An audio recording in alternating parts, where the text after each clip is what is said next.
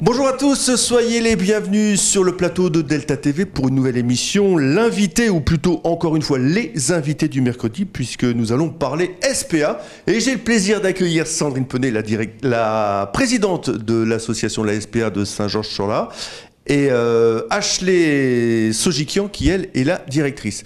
Alors tout de suite une question, on va commencer par Ashley. On ne voudrait pas la présidente? Non. Alors à la directrice. On a coutume de dire, je ne sais pas si c'est vrai, expliquez-moi, que les abandons sont beaucoup plus fréquents durant la période estivale. Ça me turlupine depuis un petit moment. Est-ce que c'est vrai ou pas? Oui, c'est vrai. Les abandons sont plus fréquents les périodes d'été.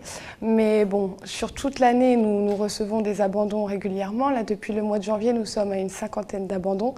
Mais bien sûr que cet été a été bien plus rempli pour nous. Et surtout le mois de septembre. Alors le mois de septembre, comment on explique ça? Les gens qui partent en vacances ou les enfants grandissent ou je sais pas? Il y a un petit peu de tout. Bon, bien sûr qu'il y a des départs en vacances. Il y a aussi le retour de vacances où là les gens se disent bon ben non, le chien on va arrêter là et on va le ramener à la SPA. Il y a aussi des raisons financières. Il y a beaucoup de séparations, de plus en plus de séparations. Les personnes étaient en maison, partent chacun de leur côté un appartement et puis le chien arrive à la SPA. Donc là, ce mois-ci, ça fait depuis 2 semaines que ça n'arrête pas. Et il y a même une liste d'attente en ce moment pour pouvoir venir abandonner son chien. On est arrivé à notre capacité maximale. On ne peut plus du tout accueillir de chiens pour le moment. Donc les personnes qui veulent abandonner, on les fait attendre. Et puis dès qu'on a une adoption, on peut prendre un abandon. Et vous parlez de chiens, ce sont essentiellement les chiens qu'on abandonne? Beaucoup de chiens. Et là, il y a aussi 4 chats qui vont arriver, qui vont être abandonnés aussi. Donc souvent pour des raisons financières ou ils ne s'occupent pas très bien du chat, donc le chat devient sale et du coup ça ne plaît plus forcément. Et le chat arrive à la SPA, donc on a énormément d'abandon et là vraiment le refuge est à sa capacité maximale, je le répète. Alors Sandrine, lorsqu'on était à capacité maximale, qu'est-ce qu'on fait? Qu'est-ce qu'on fait? On a grandi, il faut des pépettes pour agrandir. Malheureusement, on ne peut pas pousser les murs, donc on assume. On leur apporte tout ce qu'on peut leur apporter, on essaye de les faire adopter surtout, donc d'où les portes ouvertes de dimanche. On essaie de faire comprendre aux gens aussi que adopter, c'est pas anodin, c'est pas on prend un animal, on se lasse, on le ramène, c'est pas un jouet. Il y a un gros problème aussi avec les chatons. Des gens qui ont pris des chats sans doute et qui, par lassitude ou autre, ont mis les chats dehors plus ou moins, ne les font pas stériliser. Donc forcément, ça engendre en fait une vague régulièrement de naissance de chatons qui arrivent régulièrement à la SPA. Là, vous parlez de capacité maximale, on en est à combien là actuellement? Là, on est à 30 chiens et tout autant de chats. Donc, on rappelle aussi que pour les personnes qui adoptent, en fait, ils sauvent deux animaux. Donc, ils libèrent un box et du coup, nous, on peut prendre derrière un autre animal. Donc, voilà vraiment l'importance de venir adopter parce que les personnes en sauvent 2. On sent beaucoup de motivation et c'est difficile justement de faire adopter Comment ça se passe? Une personne vient, elle veut un chien ou elle veut telle race de chien? L'été, c'est difficile de faire adopter parce que justement, les personnes partent en vacances, donc ils ont du mal à se lancer dans l'adoption. Donc l'été, c'est la période des abandons, mais c'est aussi la période où on a très peu d'adoptions parce que en juillet, en août, les personnes ne se disent pas « tiens, je vais aller adopter un animal ».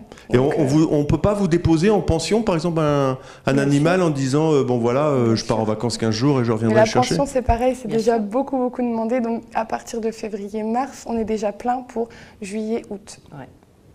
Et une partie de septembre aussi. Donc il faut prendre... il faut prendre les devants en fait, ça fait partie de l'organisation. Il faut anticiper quoi, au même titre qu'on réserve une location en vacances, on réserve quand la sa place location pour son vacances chien. est faite, il faut louer le box.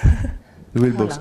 Et au niveau des bénévoles pour sortir tous ces animaux, alors pour les chiens il faut certainement les accompagner, les chats comment ça se passe? Vous ouvrez... Les bénévoles peuvent rentrer dans les chatteries, câliner les chats, jouer avec eux, et puis ils viennent aussi entretenir les chatteries. Les bénévoles sont... Et ça, les bénévoles, il y a un renouvellement également parmi les bénévoles ou ce sont essentiellement les mêmes noms? Oui, ouais. Quand même. Il n'y a pas de problème de bénévolat pour sortir les animaux? Non, il en faut toujours. Il en faut toujours parce que plus les chiens sortent, plus les chats sont câlinés et plus en fait ça fonctionne. Hein. Plus ils sont mieux, quoi. Hein. Plus ils sont sociabilisés mais aussi. bien sûr. Donc il en faut toujours beaucoup, mais on a un gros noyau de bénévoles actifs. Mais il y en a toujours qui viennent se greffer parce que les gens qui viennent, les bénévoles actifs qui viennent depuis un bon moment, en fait font la publicité. Ça, c'est du bouche à oreille. Ouais. Donc ils sont bien. Et ils propagent leur bien-être et du coup on voit arriver des gens qui disent un tel vient chez vous, il se sent bien, il me dit que ça lui fait du bien, donc je viens essayer et c'est comme ça en fait que le renouvellement se fait. D'accord. Alors si vous êtes également là, c'est pour parler des portes ouvertes, la 2e édition cette année, je me trompe ? Troisième édition cette année, j'en oublie une, c'est pas grave. Donc 3e édition, c'est important pour vous, ça sert à quoi une porte ouverte ? C'est pour venir chercher un animal ou pour avoir de l'argent, pour faire fonctionner le refuge ? C'est un peu pour tout, c'est pour faire connaître le refuge, montrer que ça bouge, c'est pour faire adopter. Pour, la vocation essentielle, c'est quand même de pouvoir faire adopter directement. Bien sûr, c'est toujours notre but premier, mais il faut aussi remplir un peu les tiroirs, les tiroirs caisses, pour dire justement leur donner ce qu'il y a de mieux quand ils sont en attente. Et est-ce que vous constatez, lors justement de ces portes ouvertes, une recrudescence des adoptions ou ce sont des journées assez fastes en termes d'adoption ? Le jour même, ça rapporte beaucoup d'adoptions, mais c'est surtout la semaine après les portes ouvertes. Là, les gens qui ont repéré un chien pendant la porte ouverte reviennent, le promènent, réfléchissent beaucoup. Ça, on adore. C'est ça, c'est bien ça. Vous leur dites de toute façon. Quand ils réfléchissent. Ah oui. Ouais, c'est pas un achat coup de cœur comme on peut acheter. Il faut que ce soit très réfléchi. Alors, qu'est-ce qu'on va y voir lors de ces portes ouvertes ? Je suppose qu'il y a un thème, un tas d'activités. Alors, le thème, les 4 pattes et les 2 roues. Ce qui est logique puisque c'est organisé en collaboration avec le motoclub de Gravelines, les pavés roulants. Et donc, il y aura forcément des motos, donc des stands qui sont en correspondance avec le thème de la moto. Il y aura des balades moto, il y aura des baptêmes moto. Voilà. Il y aura quoi encore ? Normalement, il y aura la fête. Parce que motard, des attractions, des attractions. Et puis nous, on garde notre petit coin, brocante animaux et puis gâteaux, parce que ça tient au cœur des bénévoles, bien sûr. Et puis l'occasion également, Sandrine, de montrer justement qu'il y a un nouveau chemin pour y arriver. L'accès qui a été l'accès qui parce qu'avant il fallait un char d'assaut quand il pleuvait, sinon. Oui, mais donc c'était c'était dans la logique de la continuité, de la rénovation, mais fallait un petit peu de temps. Donc là, c'est toujours direction Bourbourg, tout dépend où est-ce qu'on va. Si on est à Carly à Bourbourg, on tourne à droite au panneau indiqué et là, la route, elle est bien. La route, ça y est.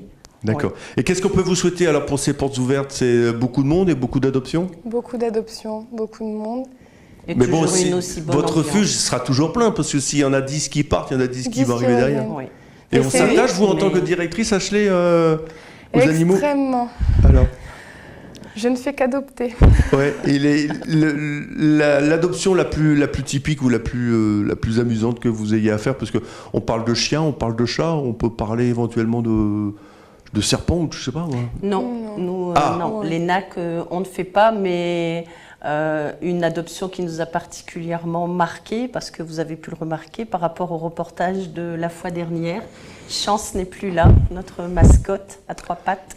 Et elle a été adoptée par une dame qui avait déjà adopté au refuge. Et donc, il était venu là. Je me souviens. Elle avait squatté le divan avec nous. Et elle a eu la chance d'être adoptée par une dame qui a déjà adopté il y a quelque temps au refuge. Alors donc, un petit passement au cœur quand même, Ashley, quand on l'a donné là. Mais vous savez où il est là ? Vous allez le voir de temps en temps ? Oui, mais j'ai beaucoup de nouvelles, des photos, puis je suis pratiquement amie, je pourrais dire, avec cette dame. Donc, il est resté dans le coin bien. Elle est partie en campagne, avec maison, jardin, et puis elle s'entend super bien avec l'autre chien. Donc. Bon, bah c'est bien. Et puis hier aussi, on a eu une très belle adoption. On a deux petits chatons qui ont été rescapés d'une portée qui était très malade. Ils ont eu 3 mois de difficultés en termes de maladie. Et hier, une dame est venue les chercher tous les deux pour ne pas les séparer. Donc, ah, les deux en même temps. Voilà, Oui. donc hier, c'était une très belle victoire aussi. Ça arrive quand même assez régulièrement. Et ça, les animaux que vous donnez sont pucés, ils sont Pucés, vaccinés et stérilisés, castrés pour les chats. Et puis ah, c'est bien, c'est ça. C'est une Oui, obligation, c'est ça, presque, non? Pour nous, oui. Pour nous, c'est dans notre logique. À nos yeux, oui. C'est sûr. Ouais, parce que si on les met en liberté et puis qu'après vous récupérez Exactement. toute la portée, c'est pas... Ce serait un peu aller contre notre... On peut simplement rappeler les dates, Sandrine, de cette porte ouverte, c'est dimanche? Ce dimanche. Donc début de l'ouverture à quelle heure? Alors 10h. 10h, avec restauration sur place, je avec suppose, avec restauration barbecue sur place, et Une friterie. Comme d'hab, une friterie, barbe Ah, à bah, c'est papa, crêpes, tout est D'accord. prévu pour accueillir Bah, les vous gens souhaite comme plein de il se réussite doit. et puis plein d'adoptions. Merci beaucoup. Oui, Allez, un grand mesdames, merci. merci beaucoup. Voilà, c'est tout pour cette semaine. Donc, si vous ne savez pas trop quoi faire, et puis surtout, si vous avez envie d'adopter, parce que ça se réfléchit quand même, rendez-vous tous à la SPA ce dimanche. Voilà, c'est tout pour cette semaine. La semaine prochaine, nous parlerons sport, nous parlerons USG, puisque j'aurai le plaisir de recevoir un des dirigeants de ce club gravelinois. D'ici là, passez une bonne semaine. Mesdames, au revoir. Au revoir. Salut tout le monde, au revoir.